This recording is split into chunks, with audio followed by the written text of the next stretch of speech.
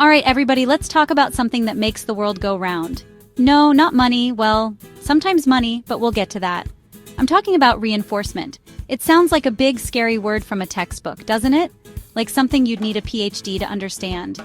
But I promise you, it's super simple. Reinforcement is just a fancy way of saying that when something good happens right after you do something, you're more likely to do that thing again. It's the universe giving you a little high five, a thumbs up, a heck yeah, do that again. It's the secret engine behind why we do almost everything we do, from checking our phones to telling a joke.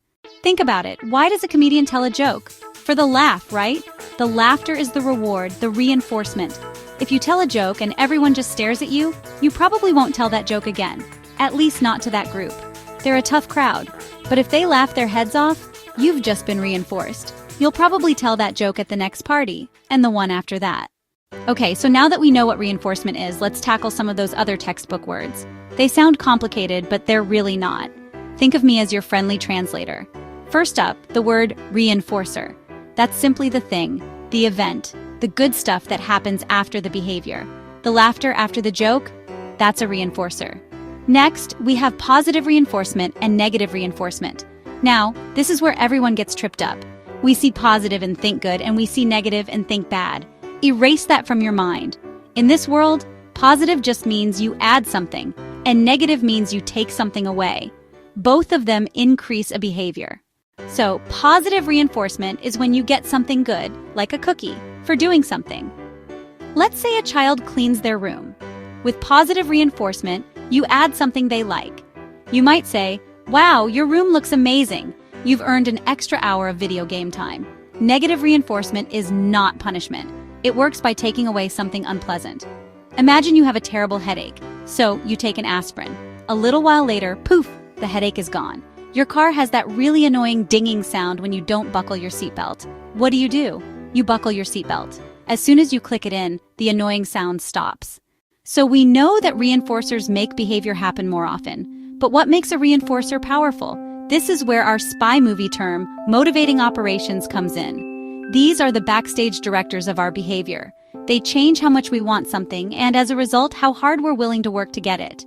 They're the reason you'll drive across town for a taco at midnight, but wouldn't even walk to the kitchen for one right after lunch. The first is called an establishing operation. This makes you want it more. Being hungry is the classic example. It establishes food as a powerful reinforcer.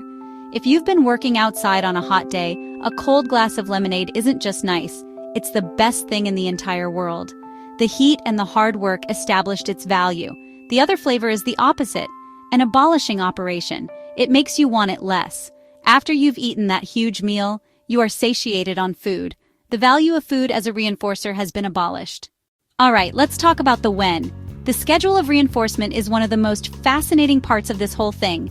It's not just what the reward is, but when it comes, that matters. There are two main categories of schedules. The first is easy continuous reinforcement. When you put money in a vending machine, you get a snack every time. It's reliable. First, the fixed ratio schedule. You get a reward after a fixed number of responses. For example, a coffee shop gives you a free coffee after you buy 10. You know exactly what you need to do to get the reward. Next is the variable ratio schedule. This is the slot machine schedule. You get a reward after an average number of responses, but you never know which response will be the one that pays off. This uncertainty creates the most powerful, persistent behavior of all. It's why people check their email constantly. You never know when a good one will arrive. First, let's talk about automatic reinforcement. This is when the behavior itself is its own reward. Think about scratching an itch. The relief you feel is immediate and produced by the action of scratching. Playing an instrument beautifully and hearing the lovely music you're creating, that's automatic reinforcement. It's a powerful type of reinforcement because it's instant and doesn't depend on anyone else. Next up is social reinforcement. This is any reinforcement that is delivered by another person. It's the praise, the attention, the smiles, the high fives, the approval we get from others. A kind word from a teacher can make a student's day and encourage them to work harder. Social reinforcement shapes how we interact with each other and is the glue that holds our relationships together. Finally, let's touch on token systems. This is where you earn tokens for certain behaviors, and then you can exchange those tokens later for bigger, better rewards. It's like earning money. So this all sounds great in a textbook, but where do we actually see it? The answer is Everywhere. Let's start with school. School is basically one giant system of reinforcement. Getting good grades is positive reinforcement. Getting a gold star on your paper is positive reinforcement. Getting praise from the teacher is powerful social reinforcement. Now let's bring it home. Parenting is filled with reinforcement, whether we label it that way or not. When a toddler says please for the first time and you get excited and give them the cookie, you've just positively reinforced using manners. But it can also work in ways we don't intend. If a child throws a tantrum for candy and you give them the candy to make the screaming stop, you've positively reinforced the tantrum. Whoops! Sports are another perfect example. The satisfying swoosh of the ball going through the net, that's automatic reinforcement. The cheers from the crowd, that's massive social reinforcement. Even our friendships run on reinforcement. Why do you hang out with certain people? Because it's rewarding. Every time you have a fun conversation or shared laugh, your friendship is being reinforced. Okay, so you might be thinking, this is interesting, but I'm not a psychologist or a teacher. Why do I need to know this? I'm so glad you asked. Understanding reinforcement is not just for professionals, it's for everyone. First, it helps you understand your own habits. Why do you mindlessly scroll through your phone for an hour? You're on a variable ratio schedule. You never know when you'll see something interesting. Once you recognize that, you can start to change it. It also transforms how you see your interactions with others.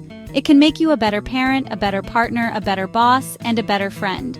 You'll focus on catching people doing things right rather than wrong. Finally, it makes you a smarter consumer. You start to see how businesses use these principles. Understanding the mechanics gives you the power to choose how you respond. So here's my challenge to you. For the rest of today, just watch. Be a detective in your own life. Look for the reinforcement. Notice what happens right after you do something. Notice what happens after your kids, your partner, or your coworkers do something. What actions get rewarded? How are they rewarded? When you start looking for it, you'll see it everywhere. And once you see it, you can start using it to make your life and the lives of the people around you just a little bit better. Go find the reinforcement. It's amazing stuff. Be kind to one another and don't forget, like and subscribe for more textbook ChapterCast videos, whether you're a visual learner or an audio listener. Make studying more fun and easier with ChapterCast. Now go out and enjoy the day as your study time reinforcement.